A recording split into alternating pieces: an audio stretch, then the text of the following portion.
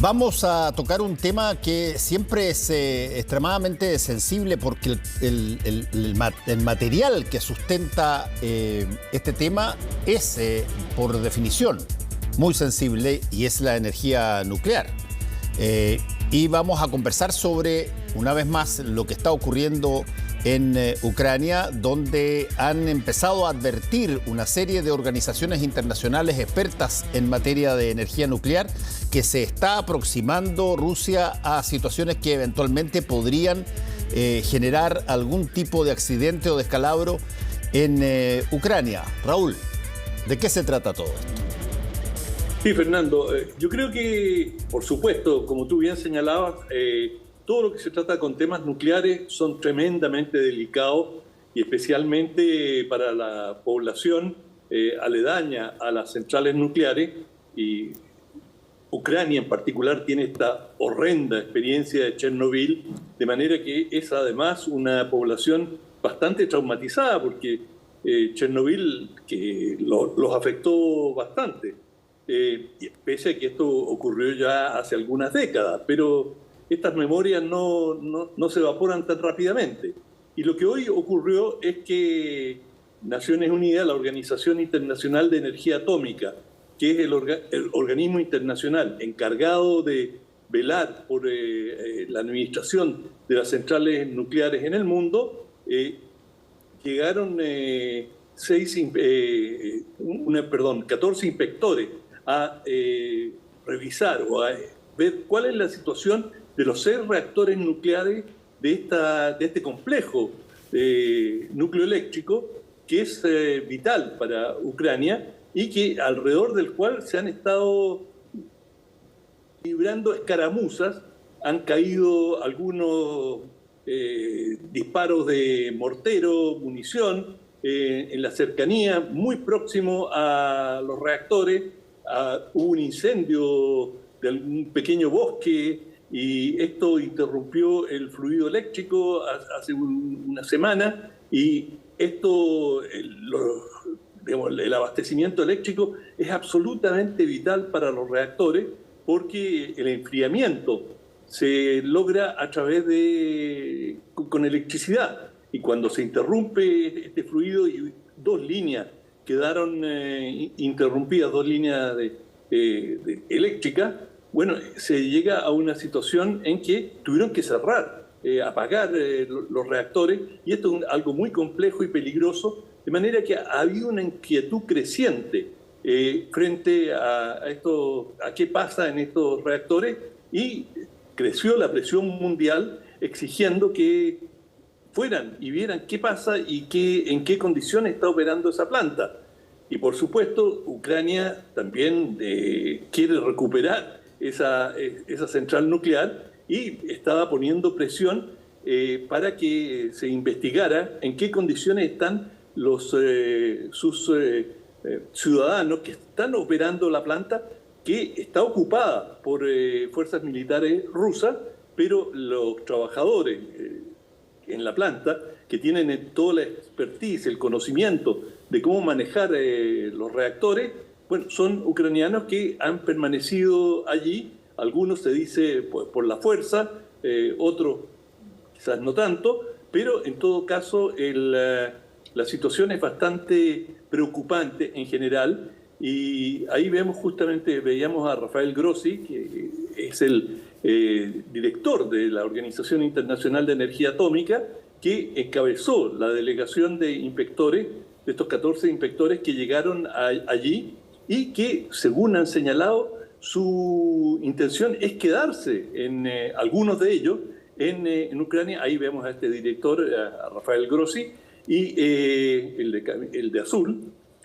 Y vamos a ver qué pasa si Rusia les va a permitir quedarse y monitorear en forma regular la situación y las condiciones en la central nuclear, o les va a exigir que hagan su trabajo, vean en qué condición está la central y les pida que vuelvan a Ucrania o salgan de esa zona.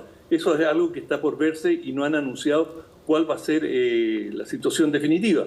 Pero desde ya han señalado que quieren quedarse estos inspectores. Sí, es bien interesante la historia en todo esto, Raúl. Ha habido solamente un solo país que ha lanzado bombas nucleares sobre otro país. Y ese es Estados Unidos contra Hiroshima y Nagasaki en el marco de la Segunda Guerra Mundial. A partir de ahí han habido accidentes nucleares. Han pasado cosas, los sismos en Japón, ¿te acuerdas tú? En un momento dado pusieron, y después el posterior tsunami, pusieron en entredicho una central nuclear que tenía lo que pasó, tú dijiste, en Ucrania, en Chernobyl, pero no ha habido, hasta después de lo ocurrido en la Segunda Guerra Mundial, no ha habido intención, por lo menos que se aprecie en el resultado, de utilizar armamento nuclear contra alguien, ya sea para defenderse o ya sea para atacar o para defender una invasión, como es el caso de Rusia.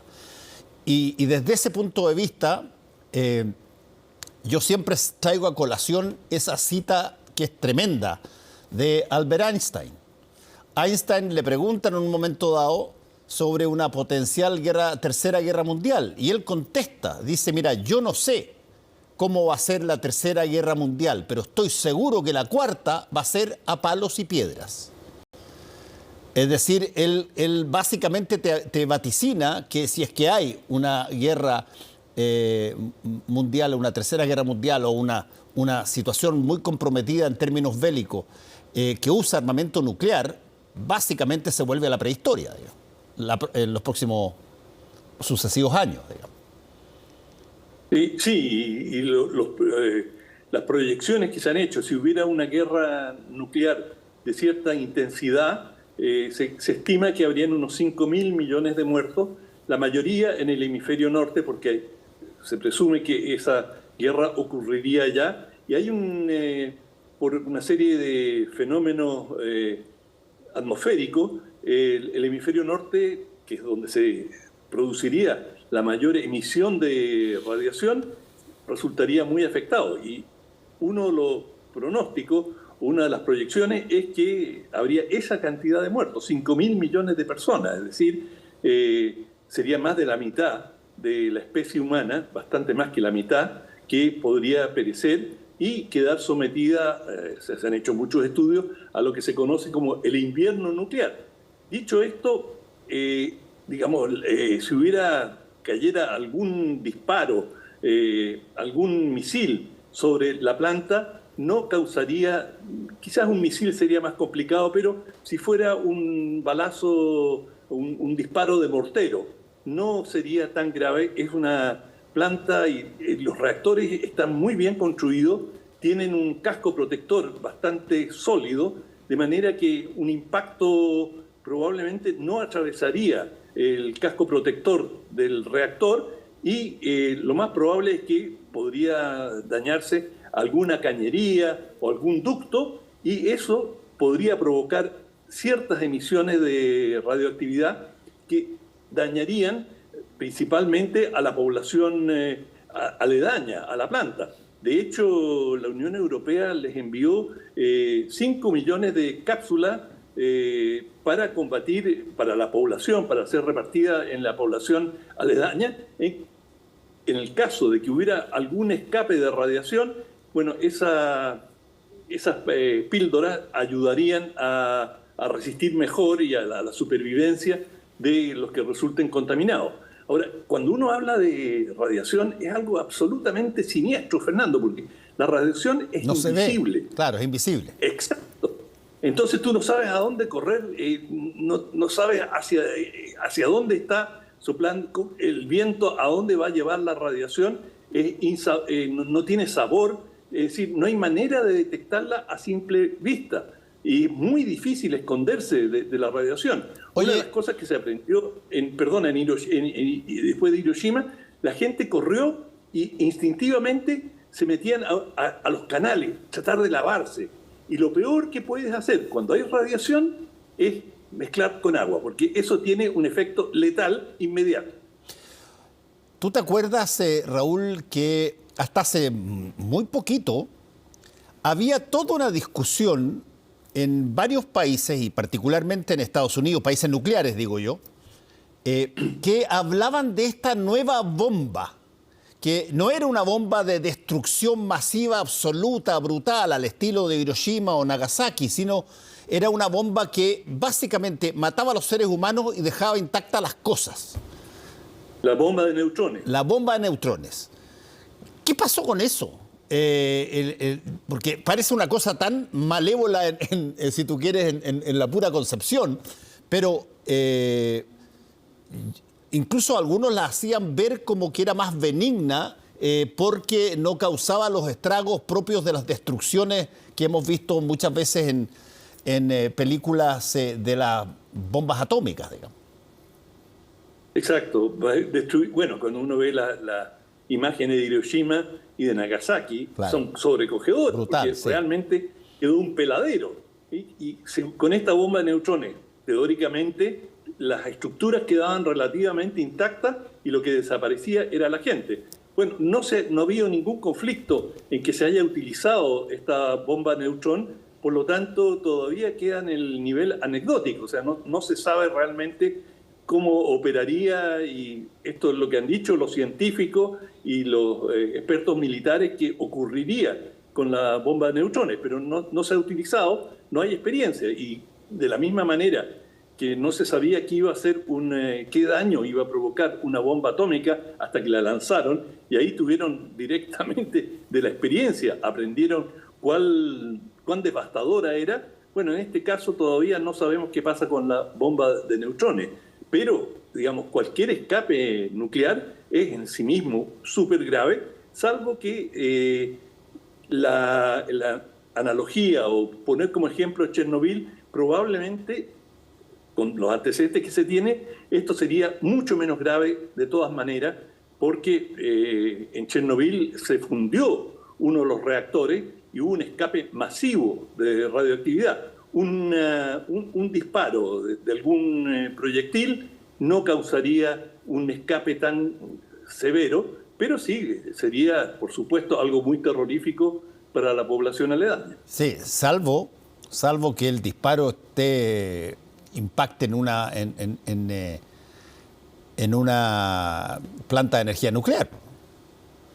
Sí, pero aún así, digamos, tiene un casco protector y por lo que sabemos, no hay disparo de artillería pesada, principalmente morteros y disparos de otro tipo de armas de bajo calibre. Por lo tanto, tampoco ni Rusia ni Ucrania tienen el menor interés en provocar un desastre. Los rusos, digamos, si llegaran a destruir un reactor, ellos están ocupando la planta, serían las primeras víctimas, de manera que si ellos han hecho los disparos como los denuncia Ucrania, bueno, ellos resultarían afectados. Es decir, esto no se salva a nadie, ni los ucranianos ni los rusos. Por lo tanto, ninguno de ellos tiene interés en llevarlo a una situación extrema. Lo que está ocurriendo ahora, Fernando, y esto es importante, es que estos 6 reactores son una fuente de energía muy importante para Ucrania. Se acerca el invierno y la electricidad que produce esta central es vital como recurso energético para Ucrania. Y Ucrania incluso exportaba electricidad a la Unión Europea, es decir, tenía un superávit de generación eléctrica. Y lo que en primer lugar Ucrania quiere es que se vayan los rusos, o por lo menos neutralizar esa central, y que no ocurra como presuntamente ocurre ahora, que Rusia está sacando energía eléctrica de esta central y la está mandando, por ejemplo, a Crimea, que era parte de Ucrania, pero que ahora Rusia la ha anexado. De manera que el esfuerzo de Ucrania y la narrativa, hasta cierto punto alarmista por parte de Ucrania, apunta a neutralizar a los rusos allí. En primer lugar, consiguieron que llegara esta delegación de la Organización Internacional de Energía Atómica. Segundo paso, van a tratar de desmilitarizar la zona y exigir que los rusos abandonen la planta y ponerla bajo administración o supervisión de Naciones Unidas. Y y así gradualmente tratar de recuperar esa central nuclear para Ucrania. Ese es el plan de los ucranianos. Sí. Si les va a resultar o no, pero los rusos tampoco no son ninguno ingenuo. Habrá que ver cómo se desarrolla esto y aquí estaremos atentos en caso de que se produzcan nuevos pormenores. Vamos a tu libro de jueves, Raúl. Muy bien. El libro es Buscando un nuevo contrato social. Esto es un libro de un grupo de 29 académicos de distintos, todos de ciencias sociales, que tienen cuando tú lees el currículum de cada uno de ellos, es decir, es una suma de doctorados en las mejores universidades europeas y estadounidenses, es decir, un grupo muy selecto de académicos, entre los cuales son de estos 29, entre los compiladores está Isabel Castillo, Javier González y Aldo Madariaga. Y el subtítulo, la bajada, es Nudos, experiencias comparadas y propuestas para el debate constitucional de Chile. Y esto es una pena que salga ahora, que ya estamos a las puertas del plebiscito de salida, porque es entiendo por qué sale ahora, porque ellos acompañaron el debate que se dio en la Asamblea Constituyente y lo acompañaron muy de cerca. Cuáles fueron las discusiones, cuál fue el propósito que se tuvo, y esto se plasmó en una serie de ensayos divididos en 3 secciones que miran cuál es la situación actual, la situación económica, la situación social y todo de cara al futuro. Y son ensayos académicos, es decir, no se permiten muchas digresiones, no hay anécdotas, no pretenden entretener al público. Se ve que trabajaron muy duro para atenerse a los espacios que tenían en sus respectivos ensayos y es muy interesante, aporta una cantidad enorme de antecedentes y yo diría que te reasegura de que el trabajo que se hizo en la convención fue serio, que allí participaron gente que tenía una idea bastante sólida. A lo mejor algunos de los resultados pueden ser considerados insuficientes o, digamos, hay gente que tiene críticas, pero eso es normal. Habría crítica a cualquiera que redacte un proyecto constitucional. Va a haber gente de distintas orientaciones que podría objetar a una cosa u otra, pero en su conjunto ellos acompañaron, miraron muy de cerca cada uno de los aspectos y dan un vaticinio alentador. Es decir, dicen, esto es una propuesta interesante, comentan las dificultades que conlleva cada una de las proposiciones y, bueno, todo es siempre perfectible. Pero a los que quieran ir más a fondo con la propuesta de constitución, este es un libro para leer. Claro, decirles esto a pocos días en que tenemos que ir a votar, si aprobamos o rechazamos, no es muy útil, pero de todas maneras es posible que los que quieran profundizar en esta materia, en este libro, van a encontrar una cantera de antecedentes muy útiles. Muy bien, entonces estamos viéndonos el próximo lunes, donde el país va a tener una fisonomía probablemente distinta en términos de su proyección futuro del acuerdo, así es que el domingo gana el apruebo, gana el rechazo. Ahí estaremos conversando sobre la realidad internacional en primera fase. Gracias, Raúl. Ok, vamos a tratar de ver cómo reacciona el mundo a los resultados. Sí, eso sí, me parece. Gracias. Bueno.